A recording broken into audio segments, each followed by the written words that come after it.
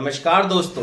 विश्व के सबसे बड़े लोकतंत्र वाले देश यानी कि भारत में लोकसभा चुनाव अपने चरम पर है। ये देश के इतिहास में अब तक का सबसे बड़ा चुनाव है, जिसने 2019 के चुनाव को भी पीछे छोड़ दिया। 2019 के चुनाव को इसलिए पीछे छोड़ दिया क्योंकि 2019 के चुनाव में 912 मिलियन लोग मतदान करने के पात्र थे, जबकि 2024 के इलेक्शन में 960 मिलियन लोग मतदान करने के पात्र हैं। 1951-1952 के भारतीय आम चुनाव के बाद यह एकमात्र भारत का ऐसा चुनाव है जो सबसे ज्यादा दिन मतलब 44 दिनों तक चलेगा। 18वीं लोकसभा के इस चुनाव में 7 चरणों में कुल 543 सदस्य चुने जाएंगे। ये तो सभी जानते हैं कि भारत में बहुदलीय प्रणाली है, मतलब भारत में एक से ज्यादा दल हैं। इनमें से 2 प्रमुख पार्टियां हैं, एक है भारतीय जनता पार्टी तो दूसरी है कांग्रेस। कांग्रेस पार्टी शुरू से ही राष्ट्रीय राजनीति पर हावी है और वहीं 2014 के बाद भारतीय जनता पार्टी ने नरेंद्र मोदी के नेतृत्व में देश पर शासन किया है। भारत के संविधान अनुच्छेद 83 के अनुसार लोकसभा का चुनाव हर 5 साल में एक बार होता है, मतलब सभी 543 सांसद first past the post voting का उपयोग करके एकल सदस्य निर्वाचन क्षेत्र से चुने जाएंगे।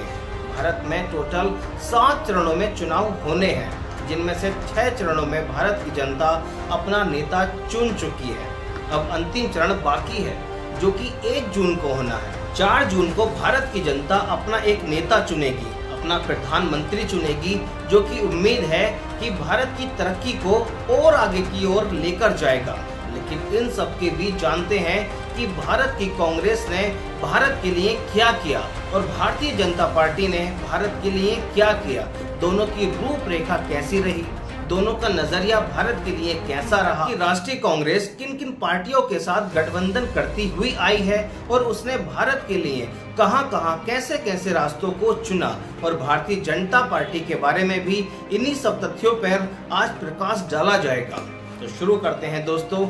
आजाद भारत के पहले आम चुनाव 25 अक्टूबर 1951 और 21 फरवरी 1952 के बीच में यह बहुत बड़ा आयोजन था, जिसमें दुनिया की आबादी का करीब 17% हिस्सा मतदान करने वाला था। ये उस समय का सबसे बड़ा चुनाव था।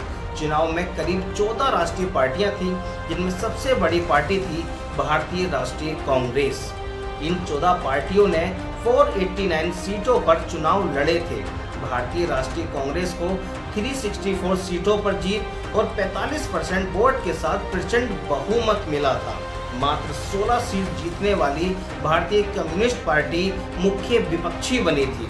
एक तरीके से देखा जाए तो विपक्ष इतना मजबूत नहीं था, इसलिए आजादी के समय कांग्रेस की विचारधारा ही मुख्य विचारधारा थी। आजाद भारत के लोकतांत्रिक रूप से भारत के पहले प्रधानमंत्री सरदार वल्लभ भाई पटेल को चुने जाने पर आम जनता या कहें कि अधिकतर नेताओं ने अपनी पूर्ण सहमति दे दी थी। लेकिन कहते हैं ना, राजनीति में कब क्या हो जाए किसी को नहीं पता चलता, और इसी राजनीति के वजह से पंडित जवाहरलाल नेहरू भारत के पहले प्रधानमंत्री बने। प्रथम प्रधानमंत्री के रूप में नेहरू का सबसे महत्वपूर्ण कार्य भारतीय राजनीति और जनजीवन में लोकतांत्रिक मूल्यों का विकास करना था। नेहरू जी के व्यक्तित्व में व्यावहारिकता और आदर्शवादिता दोनों गुणों का समन्वय था। अगर थोड़ी सी बात और करें तो पंडित नेहरू जी के विचारों में पश्चिमी सभ्यता और आधुनिकता का समावेश था। भारत के वे आज तक के एकमात्र ऐसे नेता हैं जिन्होंने ये कहा था कि मैं नहीं चाहता भारत ऐसा देश बने जहां लाखों लोग एक व्यक्ति की हाँ में हाँ मिलाएं। मैं एक मजबूत विपक्ष चाहता हूं। मतलब कह सकते हैं कि भारतीय राजनीति में एकमात्र ऐसा नेता जो हमेशा से विपक्ष को सपोर्ट करता आया था। वरना आज के दौर में हम और आप भली भांति परिचित हैं कि क्या क्या हो रहा है देश में। नेहरू जी ने कभी भी राज्य सरकारों पर अपना निर्णय नहीं थोपा और न ही उनकी नीतियों में कभी हस्तक्षेप किया। धर्मनिरपेक्ष मूल्यों के लोकतांत्रिक समाज, शिक्षा, स्वास्थ्य और जागरूकता, वैज्ञानिक अनुसंधान और तकनीकी शिक्षा, सामुदायिक विकास कार्यक्रम, भारतीय विदेश नीति में गुट निरपेक्षता तथा पंचशील की इस संकल्पना, इन सब बातों को लेकर उनकी सोच इतनी बलवान थी कि प्रधानमंत्री बनते ही सबसे पहले इस पर काम करना उन्होंने शुरू किया। मतलब कुल मिलाकर कह सकते हैं कि एक खंडर हुए घर को सुधारने की नेहरू सरकार ने जी जान से कोशिश की। देश के सामाजिक, राजनीतिक एवं आर्थिक आधार की नींव रखने वाली नेहरू सरकार ही थी। लेकिन हाँ, कह सकते हैं कि नेहरू सरकार ने कुछ गलतियां भी की जिनका खामियाजा आज भी देश को भुगतना पड़ रहा है। जैसे नेहरू जी ने अपने विकास मॉडल पर अधिकतम पूंजी निवेश कर दी थी, जिससे छोटे घरेलू उद्योग और छोटे उद्योगों के पास पूंजी का अभाव होने के कारण उनके व्यापार जो थे वो बंद होने की कगार पर आ गए और बड़े उद्योग देश के विकास में कुछ खास योगदान दे पाने में विफल साबित हुए। अब जब घरेलू छोटे उद्योग बंद हो गए तो देश के छोटे छोटे किसानों का इन बड़े उद्योगों की तरफ आना शुरू हुआ और देश में एक रोजगार व्यवस्था का एक नया संतुलन उमड़ पड़ा। और उनका यह मानना कि दुनिया भर में केवल समाजवाद साम्राज्यवाद को हरा सकता है, ये भी उनकी गलती थी। एक और गलती थी कि जब भारतीय सेना 2/3 कश्मीर फतेह कर चुकी थी तो पता नहीं क्यों बीच में ही सीज फायर की घोषणा कर दी और यूएनओ में जाकर कश्मीर समस्या को अंतर्राष्ट्रीय मुद्दा बनाकर खड़ा कर दिया। और सबसे बड़ी गलती थी कश्मीर के लिए धारा 370 बनाना और चीन के खिलाफ जो रणनीति बनाई थी वे बिल्कुल भी काम नहीं आई। और भारत के पहले शिक्षा मंत्री मौलाना अबुल कलाम आजाद ने भारत रत्न लेने से मना कर दिया था, लेकिन नेहरू जी ने प्रधानमंत्री होते हुए भारत रत्न स्वीकार कर लिया, जो कि ये बात बिल्कुल भी अच्छी नहीं थी। और भी बहुत सी ऐसी बातें हैं, जैसे डॉक्टर राजेंद्र प्रसाद को सोमनाथ मंदिर के उद्घाटन पर ना जाने देना, लेकिन खैर जाने दीजिए, बड़ी बड़ी बातें और बड़े बड़े देश। उसके बाद कांग्रेस के ही प्रधानमंत्री बने शास्त्री जी। 1964 में जब इन्हें देश का प्रधानमंत्री बनाया गया तब उनके ही कार्यकाल में भारत और पाकिस्तान का युद्ध शुरू हुआ। यहाँ एक और विडंबना ये भी थी कि इससे 3 वर्ष पूर्व चीन के साथ भारत युद्ध हार चुका था, लेकिन शास्त्री जी ने अप्रत्याशित रूप से हुए इस युद्ध में नेहरू के मुकाबले राष्ट्र को उत्तम नेतृत्व प्रदान किया और पाकिस्तान को करारी शिकस्त दी, जिसकी कल्पना पाकिस्तान ने सपने में भी नहीं की थी।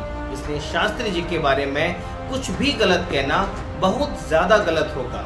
अब अगर बात करें इंदिरा गांधी की, तो उनका योगदान पूरे देश के लिए अमूल्य है।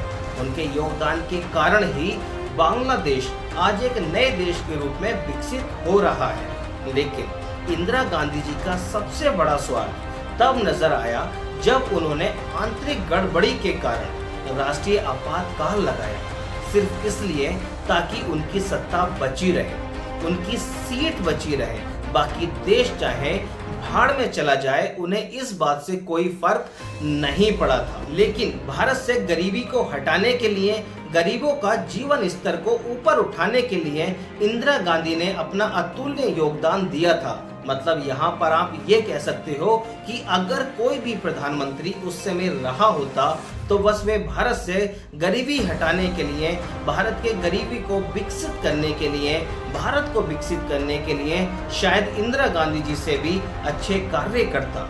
लेकिन अपने निजी स्वार्थ के कारण उन्होंने भारत को एक ऐसे अंधेरे में छोड़ दिया था जिसकी कल्पना करना भी परे है।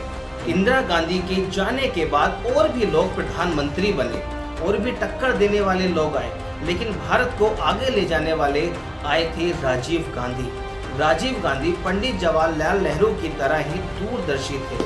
उन्होंने देश में कंप्यूटराइजेशन और टेलीकम्युनिकेशन की क्रांति शुरू की और मतदाता की उम्र 21 वर्ष से कम करके 18 वर्ष कर दी और स्थानीय स्वराज संस्थानों में महिलाओं को 33% रिजर्वेशन लगाने का काम भी उन्होंने ही किया।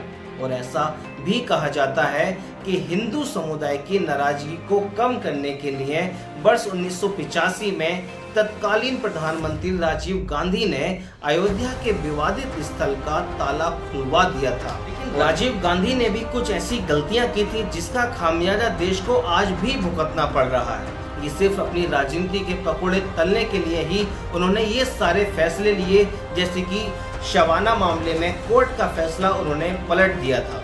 1984 के जब सिख दंगे हुए थे तब उन्होंने इस बात को कहा था कि जब भी कोई बड़ा पेड़ गिरता है तो थोड़ी सी धरती हिलती ही है। इन दंगों के बाद पूरा सिख समुदाय कांग्रेस के खिलाफ हो गया, जिसकी नाराजगी अभी तक बरकरार है। और भोपाल गैस त्रासदी, उसका मालिक था वारंट एंडरसन को भगाने में राजीव गांधी जी की मुख्य भूमिका थी और राजीव गांधी की सरकार में ही भ्रष्टाचार अपनी चरम पर चढ़ गया था।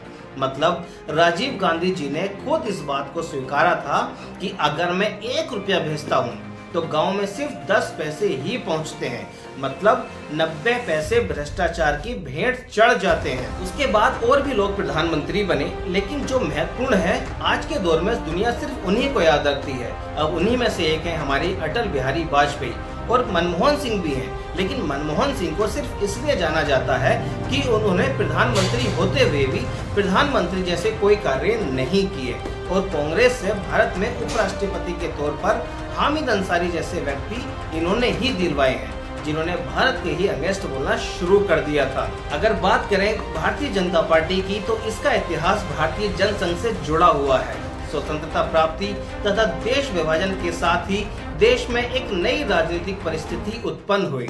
गांधी जी की हत्या के बाद राष्ट्रीय स्वयंसेवक संघ पर प्रतिबंध लगाकर देश में एक नया राजनीतिक षड्यंत्र रचा जाने लगा। सरदार पटेल के जाने के पश्चात कांग्रेस में नेहरू का अधिनायकवाद प्रबल होने लगा था। गांधी जी और पटेल दोनों के ही नहीं रहने के कारण कांग्रेस नेहरूवाद की चपेट में पूरी तरीके से आ गई थी और तरह तरह के मसलों पर घुटना टेक नीति शुरू होने लगी। पाकिस्तान और बांग्लादेश में हिंदू अल्पसंख्यकों पर हो रहे अत्याचार पर भारत के चुप रहने से क्षुब्ध होकर डॉक्टर श्यामा प्रसाद मुखर्जी ने नेहरू मंत्रिमंडल से त्यागपत्र दे दिया। इधर राष्ट्रीय स्वयंसेवक संघ के कुछ स्वयंसेवकों ने भी प्रतिबंध के दंश को झेलते हुए महसूस किया कि संघ के राजनीतिक क्षेत्र से सिद्धांततः दूरी बनाए रखने के कारण वे अलग थलग तो पड़े ही हैं, साथ ही संघ को राजनीतिक तौर पर निशाना बनाया जा रहा था। ऐसी परिस्थिति में एक राष्ट्रवादी राजनीतिक दल की आवश्यकता देश में महसूस की जाने लगी और इसके साथ ही भारतीय जनसंघ की स्थापना हुई और धीरे धीरे इंदिरा गांधी सरकार के निरंकुश शासन होने से और देश में राजनीतिक अराजकता उत्पन्न होने के कारण एक नए संगठन यानी कि भारतीय जनता पार्टी का गठन हुआ। अटल बिहारी जी मतलब भीष्म पितामह पोखरण में जमीन के नीचे परमाणु परीक्षण करके भारत को परमाणु शक्ति संपन्न देशों की सूची में शामिल करने वाला बस एक यही नेता था। से किया गया था कि विश्व के किसी भी देश को इसकी भनक नहीं लगी, लेकिन इसके बाद पश्चिमी देशों के द्वारा भारत पर कई तरह के प्रतिबंध लगा दिए गए, लेकिन वाजपेयी सरकार ने सबका सामना करते हुए आर्थिक विकास की ऊंचाइयों को छुआ। इन्हीं के कार्यकाल में हुआ था कारगिल युद्ध, जिसमें पाकिस्तान की सीमा का उल्लंघन न करने की अंतर्राष्ट्रीय सलाह का सम्मान करते हुए धैर्य पूर्वक लेकिन ठोस कार्रवाई करके भारतीय सेना ने पाकिस्तान की सेना को कुत्ते की तरह रौंद दिया था। उसके बाद शुरू होती है कहानी भारत के यशस्वी प्रधानमंत्री श्रीमान नरेंद्र मोदी जी की, जिन्होंने अपने 10 वर्ष के शासनकाल में भारत को विश्व की उस सूची में लाकर खड़ा कर दिया है जिस सूची में विश्व के कुछ चुने हुए देश ही रहते हैं। चाहे बात 3 तलाक के मुद्दे की हो या फिर 370 का मुद्दा या फिर राम मंदिर का मुद्दा हो या फिर कोई भी ऐसा बड़ा मुद्दा जिसने देश के विकास में टांग अड़ाई हो, उन सभी मुद्दों को सुलझाकर भारत के यशस्वी प्रधानमंत्री ने न केवल अपनी क्षमता का परिचय दिया बल्कि विश्व को ये भी बता दिया कि भारत किसी भी मामले में किसी से भी कम नहीं है। जिस तरह से कोरोना के टाइम पर भारत का नेतृत्व कर इन्होंने देश को संभाला वे तो काबिले तारीफ ही है। मैं ज्यादा कुछ नहीं कहूँगा क्योंकि बाकी तो सब आप लोग जानते ही हैं। ऐसा तो नहीं है कि सारे मुद्दे इनके ठीक रहे हो, कुछ तो गलत भी हैं, जैसे कि सांसद Adarsh Gram Yojana, make in India, skill development और सबसे बड़ी बात फसल बीमा। इस पर अगर आप गौर करिए तो सरकार बीमा कंपनियों की जेबें भर रही है। बेरोजगारी और किसानों के संकट को स्वीकार करने में सरकार विफल रही है और प्रत्येक वास्तविक मुद्दे को विपक्ष की चाल बताया जाता है। मोदी जी ने और भाजपा के सभी मंत्रियों ने, उनके समर्थकों ने पेट्रोल और डीजलों की ऊंची कीमतों के लिए कांग्रेस की भारी आलोचना की थी और अब वे सब ऊंची कीमतों को न्याय संगत साबित करते हैं। भले ही कच्चे तेल की कीमत अब उस समय की कीमतों से कम हो गई है, लेकिन पेट्रोल और डीजल के दाम अब भी हमारे देश में ऊंचाई को छू रहे हैं, जो कि बिल्कुल अस्वीकार्य है। सबसे महत्वपूर्ण बुनियादी मुद्दों पर काम करने में विफलता, शिक्षा और हेल्थ केयर।